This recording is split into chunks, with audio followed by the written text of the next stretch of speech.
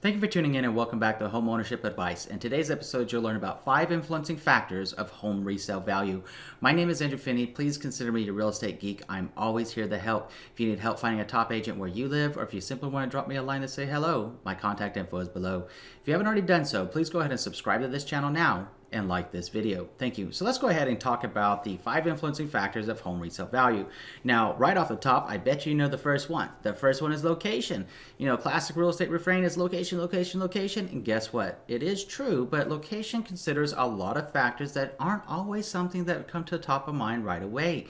It could be the location to nearby transactions, specifically what is the resale value of the homes in and around your neighborhood, and within a half a mile to 1 mile radius, what's the neighborhood and what's the area doing in its trending resale value. It's important to know that. It could also be, what about the quality of the schools? And the quality of the schools in an area that has a strong sense of community is going to be probably much more appealing to a lot of buyers out there, especially if they have children or if they're planning on having kids at some point. It's becoming increasing value to have a community within the community, so to speak, and to have that feel that somebody's there watching out for you and you're watching out for them, and that you could be neighborly and helpful. And especially when we start then considering other trends of modern times, Americans are really scaling back a lot on the dependence on automobiles, and some home buyers actually prefer to either walk, bike, jog to work. One of those cases, take public transit. And once that happens, then you're going to see those areas that are more walkable or have a walkability score probably become a lot more important to the buyers, because in the millennials, they're actually looking for a proximity to public transit. They're looking for a proximity to grocery stores, parks, and amenities for their lifestyles that are most convenient to them. So it is an influencing decision upon them. And of the millennials, especially of the younger millennials that I've worked with, that's a very real concern. How long is their commute to work? When they're home, how long does it take them to get around? Can they walk to where they want to go? It's something about lifestyle that is very, very important to them, and they're looking for that balance of life. Work hard, play hard, so to speak, and have a home that they can realistically maintain without breaking the bank.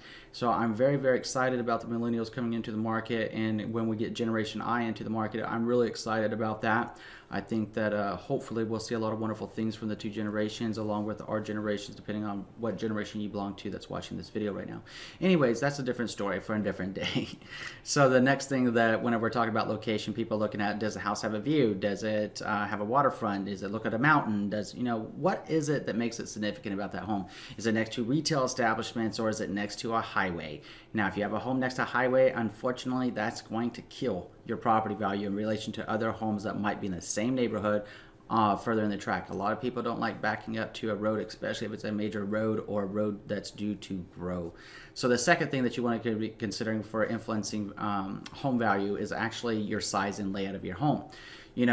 Once upon a time, home buyers would swoon over square footage. They would love to have a large home. They would love to have all of these extra embellishments in their property. Not so much anymore. They've kind of fallen out of love with McMansions. They don't want these big homes on big lots, or big homes on small lots, rather, and have to have the upkeep. They realize that with a larger home comes much more responsibility. They don't want to be house broke. In other words, they don't want to be living for their house to pay the mortgage and that's it. They want to be able to enjoy their life and get out and have some fun. And that's they're looking for work-life balance and quality of homes that are out there. Most significant about a layout of a home. That being said, the significant thing about the layout of a home is that a lot of people are looking for open concept designs that are much more spacious, and they have bigger bedrooms, and even if it's fewer bedrooms, they want bigger bedrooms so that they have more space and it feels better to them. And another thing to think about is if the number of bedrooms do impact the price point of your home. And if you're thinking about subdividing or taking a bedroom out or something of your house, think twice, because if you're making that bedroom smaller, is you're not going to get the bang for the buck that you might be hoping for, number one. And number two is, if you're doing that, then you're cutting up the layout and the flow of an open concept design that is extremely popular at this time, and probably going to be even more popular going into the future as well. So know this: fewer but larger bedrooms will tend to boost value in most places across the country. The next influencing factor is age and condition. It's really important to consider that, because a home that was built prior to 1978 could have had lead paint. It has to be disclosed. And it's something that a lot of people get concerned about. I have had buyers say, well, I don't want a house built prior to 1978 because I don't want to have to worry about lead paint. Sure, the current person may not know, but it was so long ago. What happens if it still has that original paint just buried underneath all the other paint that was put onto it since 1977 or so? So they like 1978 or after, essentially, in many cases. Now, historic homes like built in the 1910s or early 1900s, late 1800s, those homes could actually have significant value despite any kind of condition they got going on. But one that's a turnkey move-in ready could come with a massive benefit to the owner of that property. That's because it seems like it's just like a car in different ways. It's really interesting how this works. It's like if we think back to cars, or we think back to like the original computers and how clunky and large they were, and we think back to like Atari or the original Nintendo. Look, everybody wanted to have it when it was brand new. Then what happened? It diminished in its value, and then you couldn't pay someone to take one from you. But now what are you seeing? Nostalgia, reminiscence, and people saying, hey, you know what? I'm willing to pay a lot more for that thing than I would have ever been willing to pay for it before. And you see these things going for ridiculous prices. You're like, well, back in the day, that thing was like $30. Back in the 80s when Nintendo came out, right? So it's kind of interesting how that changes over time. So is true of a home. So the historic value of a home in historic communities, they tend to make a come around at some point in their history. So sometimes that's good to know too. And if the condition of the home is really good, generally a lot of buyers might be willing to pay as much as $10,000 or $15,000 more for a well-kept house that's move-in ready than a house that might need as little as $5,000 of renovations. So it's important to think about that as you maintain your home and you own your home, to keep up on your home maintenance. The fourth thing that influencing factor is obviously upgrades.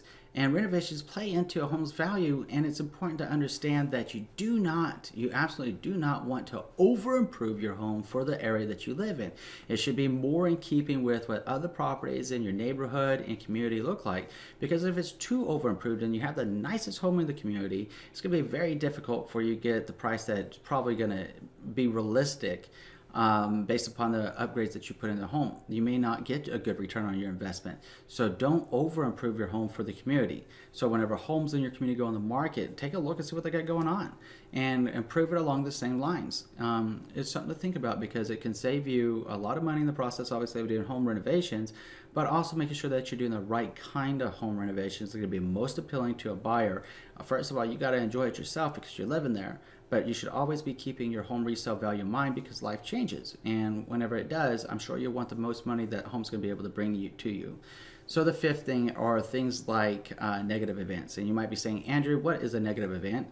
Well, a negative event for a home would be if the home had mold or experienced a fire or was flooded, or if somebody died in the house because of a crime.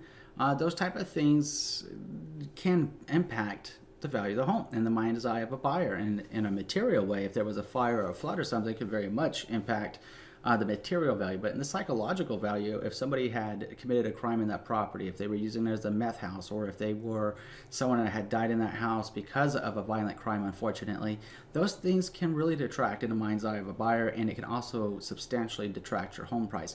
And what's really interesting about that too is federal law requires the disclosure of things like known lead-based paints. Homes built prior to 1978, as a precaution, have to we as professional real estate agents give out a lead-based paint pamphlet to the buyer to let them know what it's about. We explain it to them, and we disclose that it may or may not have it. We don't know. It's been so old, and they could always have it tested and see if it does or not. But the point is that it has to be disclosed by federal law. Now, one of the more interesting things is, depending on what state you live in, you may or may not have to disclose if a violent crime went down in that property.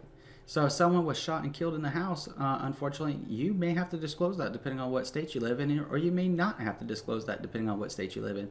So make sure that you're talking with your trusted real estate advisor about what's disclosable, what's not disclosable, and the best thing to do for your home's resale value. Anytime you're considering a home renovation, contact your trusted real estate advisor, let them know what you're thinking, and ask them for their honest opinion based upon what buyers are looking for in the market. By doing that, you can enjoy the renovations for the time that you you intend to keep the house and also prepare yourself for a good resale value when it comes time for you to make your next move. Now, if you have any questions about this, I'm going to put my contact information up. Please feel free to reach out to me again if you need a top agent where you live, or if you simply want to drop me a line to say hello. I'd love to hear from you. Now it's your turn. This is the part that always excites me in the video. It's your turn. Tell me in the comment section below and tell our community so we can continue to learn and grow which one of these 5 points about 5 influencing factors of home resale value shocked you the most. Was it the location? Was it the age and condition? Was it the fact you shouldn't over improve your property with the upgrades, or is it the negative events can really detract from your home's resale value? Tell us in the comment section below, along with any other tips or suggestions that you have. Really love to hear from you. Now, if you want to keep seeing great videos like this one, I'm going to ask you to do 3 things. Number 1, please subscribe to this channel. Number 2, please like this video. Number 3, please share this video around with someone you know is going to be able to help. Thank you so much for being here today, and between now and next time, I'm wishing you and yours a lifetime full of love, wealth, abundance, and happiness. Thank you.